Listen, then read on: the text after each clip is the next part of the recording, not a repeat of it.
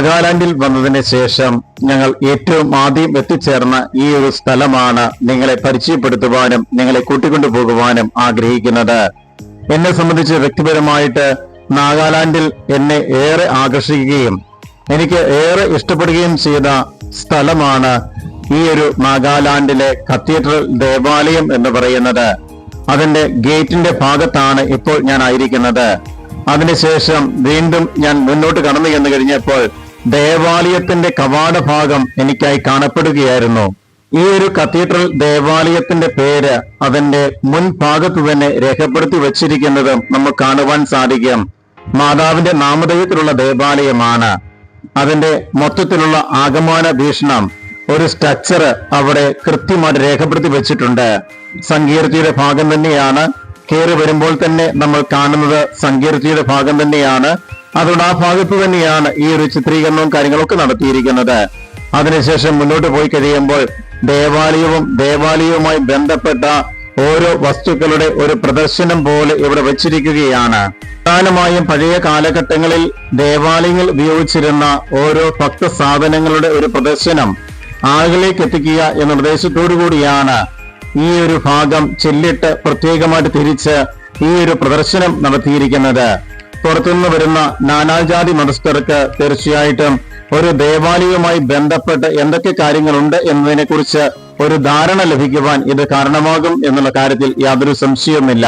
നാഗാലാൻഡ് എന്ന സംസ്ഥാനത്തിന്റെ തലസ്ഥാന നഗരിയാണ് കൊഹിമ എന്ന് പറയുന്നത്. അതിന്റെ ഹൃദയഭാഗത്തായിട്ടാണ് ഈ ഒരു ദേവാലയം നിലകൊള്ളുന്നത്.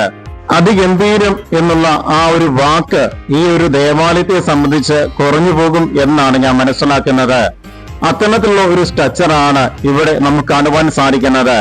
അതുകൊണ്ട് തന്നെ നാഗാലാൻഡിന്റെ ഏറ്റവും വലിയ അട്രാക്ഷൻ ആയിട്ട് മറ്റ് അനവധി ദേവാലയങ്ങൾ ഈ ഒരു കൊഹിമ എന്ന് പറയുന്ന സ്ഥലത്തുണ്ടെങ്കിൽ പോലും തലയെടുപ്പോടുകൂടി ആയിരിക്കുന്നത് ഈ ഒരു ദേവാലയമാണ്. എന്നെ സംബന്ധിച്ച് വ്യക്തിപരമായിട്ട് ഈ ഒരു ദേവാലയത്തിൽ ദീപബലി അർപ്പിക്കുവാനായിട്ട് സാധിച്ചു എന്നുള്ളതാണ് അതീവ സന്തോഷത്തോടുകൂടി ഞാൻ എടുത്തു പറയുവാൻ ആഗ്രഹിക്കുന്നത്.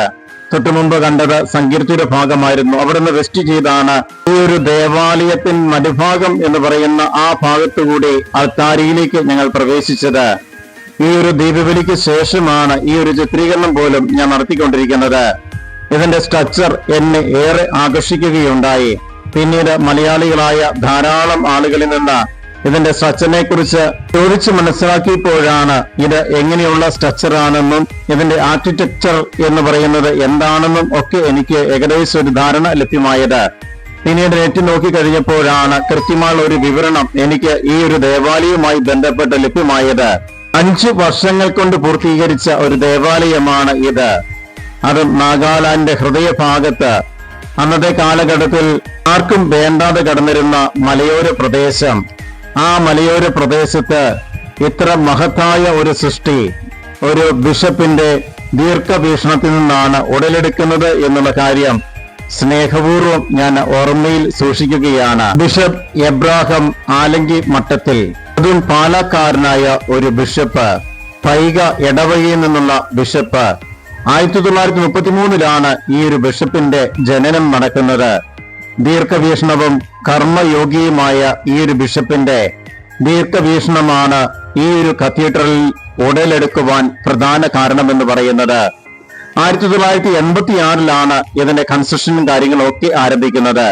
അതും 85 ഇതിന്റെ സ്ഥലവും കാര്യങ്ങളും ഒക്കെ ഏറ്റെടുത്തതിന് ശേഷം 86 തന്നെ ഇതിന്റെ പണികളെല്ലാം പുരോഗമിക്കുകയാണ്. കൃത്യം 5 വർഷങ്ങൾ. 1991 ഇതിന്റെ എല്ലാ പണികളും പൂർത്തീകരിച്ചു എന്നുള്ളതാണ് ഈ ദേവാലയത്തിന്റെ മഹത്തായ കാര്യമെന്ന് പറയുന്നത്.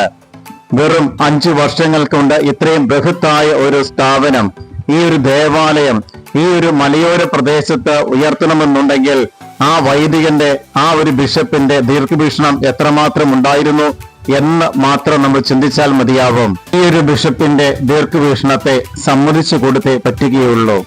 അങ്ങനെയായിരുന്നു ഈ ഒരു സ്ഥലത്തിന്റെ സ്ട്രക്ചർ പോലും കടന്നിരുന്നത്. എന്തായിരുന്നു ആ ഒരു സ്ഥലത്തിന്റെ സ്ട്രക്ചർ, അതനുസരിച്ച് ഒരു ദേവാലയം എന്നുള്ള ചിന്തയാണ് ബിഷപ്പിന്റെ മനസ്സിൽ ഏറ്റവും ആദ്യം ഉടലെടുത്തത്. അതിനുശേഷം പിന്നീട് വന്ന ചേഞ്ചസ് ആണ് ഇപ്പോൾ ഇവിടെ കാണുന്ന ഈ ഒരു കുരിശിന്റെ വരിയുടെ ദൃശ്യഭാഗങ്ങൾ എന്ന് പറയുന്നത്. അതും ഈ അടുത്ത കാലത്താണ്, കൃത്യമായിട്ട് പറഞ്ഞ 2025 ഇതിന്റെ വെഞ്ചരിപ്പ് കർമ്മങ്ങളും കാര്യങ്ങളും ഒക്കെ നടത്തിയിരിക്കുന്നത്. ഇന്ന് അതും വലിയ ഒരു ആകർഷകത്വമായിട്ട് നിലകൊള്ളുകയാണ്. ഒരു ഉയർന്ന പ്രദേശത്താണ് ഈ കത്തീഡ്രൽ ദേവാലയം നിലകൊള്ളുന്നത്. അതുകൊണ്ട് തന്നെ താഴ്വാര കാഴ്ചകൾ അതിമനോഹരമായിട്ട് കാണപ്പെടുകയാണ്. കൊഹിമ എന്ന് പറയുന്ന നഗരം മുഴുവൻ കാണണമെന്നുണ്ടെങ്കിൽ ഈ കത്തീഡ്രലിലേക്ക് വരൂ എന്നുള്ളതാണ് ഇതിന്റെ സാഗത വചനം എന്ന് പറയുന്നത്. താഴ്വാര കാഴ്ചകളൊക്കെ അതിമനോഹരമായിട്ട് കാണപ്പെടുകയാണ്. ഇപ്പോൾ നമ്മൾ കണ്ടുകൊണ്ടിരിക്കുന്നത് ബൃഹത്തായ കെട്ടിടം, ബിഷപ്പ് ഹൗസിനോട് അനുബന്ധിച്ചുള്ള ഗസ്റ്റ് റൂമുകളോട് അടങ്ങിയ കെട്ടിടമാണ്. അവിടെയാണ് ഏതാനും ദിവസങ്ങൾ ഞാൻ താമസിക്കുകയും ചെയ്തത്. ഈ ഒരു കൊഹിമ ഡയസിസിൽ ഭൂരിഭാഗം ആളുകളും മലയാളി വൈദികരും മലയാളികളായിട്ടുള്ള ബിഷപ്പുമാരുമാണ് നാളിതുവരെ ആയിട്ടുള്ളത്. അതുകൊണ്ട് തന്നെ മലയാളികളായ വൈദികർ ഇവിടെ എത്തിച്ചേരുമ്പോൾ വലിയ സാഗതമരുളുവാനും അവർ പ്രത്യേകമായിട്ട് ശ്രദ്ധിക്കാറുണ്ട്. മലയാളികളെ വളരെ നല്ല രീതിയിൽ അവർ സാഗതമരുളുകയും നല്ല താമസവും നല്ല ഭക്ഷണമൊക്കെ നൽകുന്ന കാര്യത്തിലൊക്കെ ഏറെ ശ്രദ്ധ കേന്ദ്രീകരിക്കാറുണ്ട്. അതെല്ലാം ഈ അവസരത്തിൽ ഞാൻ നന്ദിപൂർവ്വം ഓർമ്മിക്കുകയാണ്. കെട്ടിടത്തിന്റെ താഴ്വാര കാഴ്ചകളാണ് എന്റെ വീഡിയോയിൽ ഞാൻ പകർത്തിക്കൊണ്ടിരിക്കുന്നത്. ബൃഹത്തായ കെട്ടിട സമുച്ചയങ്ങളെല്ലാം ഈ ഒരു കത്തീഡ്രൽ ദേവാലയത്തോട് അനുബന്ധിച്ചുണ്ട്. ഇപ്പൊ നമ്മൾ കണ്ടുകൊണ്ടിരിക്കുന്ന ബിഷപ്പ് ഹൗസ് ആണ്. ബിഷപ്പ് ഇവിടെയാണ് താമസിക്കുന്നത്. ഇപ്പോഴത്തെ ബിഷപ്പായ ബിഷപ്പ് ജെയിംസ് തോപ്പിൽ മലയാളിയായ ബിഷപ്പ് തന്നെയാണ്. അദ്ദേഹത്തെ കാണുവാനും സംസാരിക്കുവാനൊക്കെ സാധിച്ചത് വലിയൊരു ഭാഗ്യമായിട്ട് ഞാൻ കരുതുകയാണ്. 2011 ഈ ഒരു കൊഹിമ ഡയസിസിന്റെ ബിഷപ്പായിട്ട് അദ്ദേഹം സ്ഥാനമേൽക്കുന്നത്. അതിനുശേഷം പിന്നീട് അങ്ങോട്ട് ഇതുവരെ അദ്ദേഹത്തിന്റെ നല്ല ഒരു കാലഘട്ടമാണ്. അദ്ദേഹത്തിന്റെ കാലഘട്ടത്തിലാണ് ഈ ഒരു വേ ഓഫ് ക്രോസ് ഇവിടെ പ്രത്യേകമായി സ്ഥാപിച്ചത്. ഈ ഭാഗം മുഴുവനും പാർക്കിംഗ് ഏരിയ ആയിരുന്നു എന്നുള്ള കാര്യം ഇവിടെയുള്ള വികാരി ജനറാളിൽ നിന്ന് ഞങ്ങൾ മനസ്സിലാക്കുകയാണ്. അദ്ദേഹം ഒരു മലയാളിയാണ്. അദ്ദേഹത്തോടും ദീർഘസമയം സംസാരിക്കുവാനുള്ള അവസരം ഞങ്ങൾ ലഭ്യമാവുകയുണ്ടായി. അതുകൊണ്ട് തന്നെയാണ് ഇത്രയേറെ ഒരു ഇൻഫർമേഷൻ ഞങ്ങൾക്ക് ഈ ഒരു കത്തീഡ്രൽ ദേവാലയവുമായി ബന്ധപ്പെട്ട് ലഭിക്കുവാൻ ഇടവന്നിരിക്കുന്നത്. കത്തീഡ്രൽ ദേവാലയത്തിന്റെ ഒരു വ്യൂ പോയിന്റ് ഉണ്ട്. ആ വ്യൂ പോയിന്റിൽ നിന്ന് താഴേക്ക് നോക്കിക്കഴിയുമ്പോൾ കൊഹിമ നഗരം മുഴുവനും നമുക്ക് കാണപ്പെടുകയാണ് ചെയ്യുന്നത്. അതുകൊണ്ട് തന്നെ ഏതൊരു വിനോദസഞ്ചാരിയും അത് ഏത് മതത്തിൽപ്പെട്ടതുമായിക്കൊള്ളട്ടെ എത്തിച്ചേരുകയാണെങ്കിൽ കാണേണ്ട കാഴ്ച എന്ന് പറയുന്നത് ഈ ഒരു കൊഹിമ കത്തീഡ്രൽ തന്നെയാണ്. ഇവിടെ എത്തിച്ചേരുന്ന ഏതൊരു വിനോദസഞ്ചാരിയെയും കാത്തിരിക്കുന്നത് വലിയ മനോഹരമായ കാഴ്ചകളാണ്. ഇപ്പൊ നിങ്ങൾ കണ്ടുകൊണ്ടിരിക്കുന്നത് വ്യൂ പോയിന്റിന്റെ ആ പടവിൻ എന്ന് പറയുന്ന ഭാഗമാണ്. ആ ഒരു ഭാഗം പോലും ചിത്രീകരിക്കുന്നതിന് വേണ്ടിയാണ് സൈഡ് ഭാഗത്തു നിന്ന് ഈ ഒരു വീഡിയോ ചിത്രീകരണം ഞാൻ നടത്തിക്കൊണ്ടിരിക്കുന്നത്. നോക്കത്താ ദൂരത്തോളം കെട്ടിട സമുച്ചയങ്ങളോട് കൂടിയ കൊഹിമ സിറ്റി മുഴുവനും ആകമാന വീക്ഷണം നടത്തുവാൻ നമുക്ക് സാധിക്കുകയാണ്. അതുതന്നെയാണ് ഈ ഒരു സന്ദർശനവും ഈ ഒരു സ്ഥലത്തിന്റെയും ഏറ്റവും വലിയ പ്രത്യേകത എന്ന് പറയുന്നത്. അതുപോലെ ഒത്ത നടുവിലാണ് ഈ ഒരു കത്തീഡ്രൽ ദേവാലയം നിലകൊള്ളുന്നത്. കത്തീഡ്രൽ ദേവാലയത്തിന് ആകമാന വീക്ഷണമാണ് ഇപ്പോൾ എന്റെ വീഡിയോയിൽ പകർത്തിക്കൊണ്ടിരിക്കുന്നത്. ഒരു ജാപ്പനീസ് ടച്ച് ഈ ഒരു ദേവാലയത്തിനുണ്ട് എന്നുള്ളതാണ് ഇതിന്റെ മറ്റൊരു പ്രത്യേകതയായിട്ട് എടുത്തു പറയുവാൻ ഞാൻ ആഗ്രഹിക്കുന്നത്. അതോടൊപ്പം തന്നെ നാഗാലാൻഡിന്റെ സ്വന്തമായിട്ടുള്ള ആർക്കിടെക്ചറും കൂടി കൂട്ടിക്കലർത്തിയാണ് ഈ ഒരു ദേവാലയത്തിന്റെ നിർമ്മിതി നടത്തിയിരിക്കുന്നത്. കാരണം പണ്ട് ഈ ഒരു സ്ഥലത്ത് ഉണ്ടായിരുന്ന ഡോളപ്പോളോ സൂര്യനെ ആരാധിക്കുന്നവരായിരുന്നു നോർത്ത് ഈസ്റ്റുകാർ മുഴുവനും. എന്തിനെ ആരാധിക്കണം, എങ്ങനെ ആരാധിക്കണം എന്നതിനെ പറ്റിയുള്ള ചിന്തകളോ കാര്യങ്ങളോ ഒന്നുമില്ലാതെ സാംസ്കാരികമായിട്ട് ഒത്തിരിയേറെ പിന്നോക്കം നിന്നിരുന്ന ഒരു വർഗം ട്രൈബൽസ് ആണ് ഇവിടെ ഉണ്ടായിരുന്നത്. അവരെ വിദ്യാഭ്യാസത്തിലൂടെ നല്ല സാംസ്കാരിക ഉന്നമനത്തിലേക്ക് എത്തിച്ചേർക്കുകയും അവർക്ക് നല്ല ഒരു മതം ചൂണ്ടിക്കാണിക്കുകയും സത്യദൈവത്തെ ചൂണ്ടിക്കാണിക്കുകയും ചെയ്യുകയാണ് ഇവർ ചെയ്തത്. അങ്ങനെയാണ് ഈ ഒരു പ്രദേശത്ത് ക്രിസ്ത്യാനിറ്റി ഉടലെടുക്കുവാൻ പ്രധാന കാരണമെന്ന് പറയുന്നത്.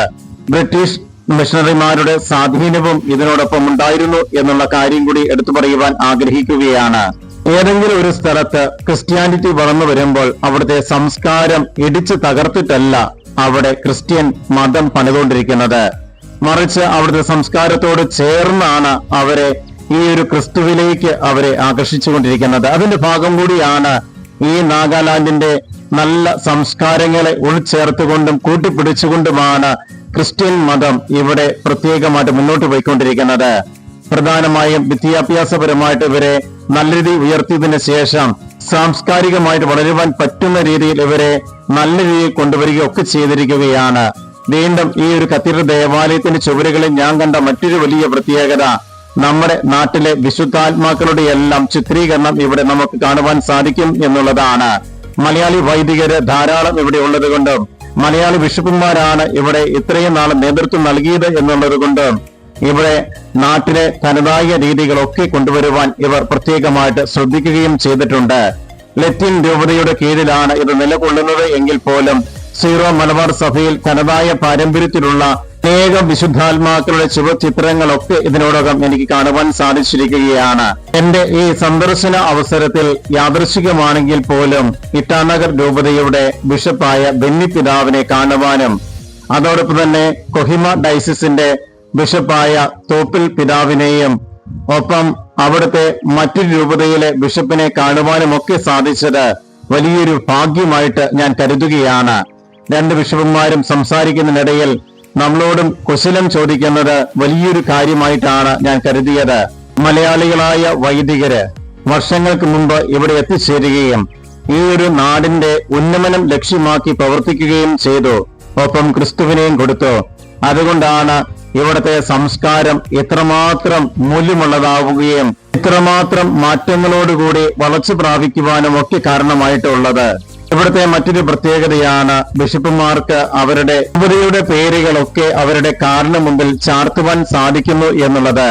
മറ്റൊരു ലത്തീൻ രൂപതയിൽപ്പെട്ട കൃത്യമായിട്ട് പറഞ്ഞ നാഗാലാൻഡ് ബിഷപ്പിനെയും മീറ്റ് ചെയ്യുവാനായിട്ട് സാധിച്ച അവസരവും ഞാൻ നന്ദിപൂർവ്വം ഓർമ്മിക്കുകയാണ്. കത്തീഡ്രൽ ദേവാലയത്തിന്റെ ഉൾഭാഗമാണ് കണ്ടുകൊണ്ടിരിക്കുന്നത്. 12 ശ്രീഹന്മാരുടെ ഒരു ഐക്കണും നമുക്ക് ഈ ദേവാലയത്തിനുള്ളിൽ കാണുവാൻ സാധിക്കും. ഒരു പ്രത്യേക രീതിയിലുള്ള ആർക്കിടെക്ചറാണ് ഇതിനുള്ളിൽ ഉപയോഗിച്ചിരിക്കുന്നത്. അനേകം കേഡറുകൾ നമുക്ക് ഇവിടെ കാണുവാൻ സാധിക്കും. ഇവിടുത്തെ സ്ഥലത്തിന്റെ സ്ട്രക്ചർ അനുസരിച്ചാണ് ഈ ദേവാലയത്തിന്റെ പണികളെല്ലാം പൂർത്തീകരിച്ചിരിക്കുന്നത്. ഇരിപ്പിടങ്ങൾ പോലും അതിമനോഹരമായിട്ടാണ് കാണപ്പെടുന്നത്. ഇവിടുത്തുകാർക്ക് ചിന്തിക്കുവാൻ പോലും സാധിക്കാത്ത രീതിയിലുള്ള വളർച്ചയാണ് ഈ ഒരു ക്രിസ്ത്യാനിറ്റി ഇവിടെ വളർന്നു വന്നു കഴിഞ്ഞപ്പോൾ, എഡ്യൂക്കേഷൻ മേഖലയിൽ ഇവർ ഒത്തിരിയേറെ വളർന്നു വന്നു കഴിഞ്ഞപ്പോൾ ഈ ഒരു സംസ്ഥാനത്തിന് പോലും സംഭവിച്ചിരിക്കുന്നത്. അതുകൊണ്ട് തന്നെ ബിഷപ്പുമാരെയും വൈദികരെയും ഒക്കെ വളരെ ആദരവോടുകൂടിയാണ് ഇവിടുത്തുകാർ നോക്കിക്കാണുന്നത്.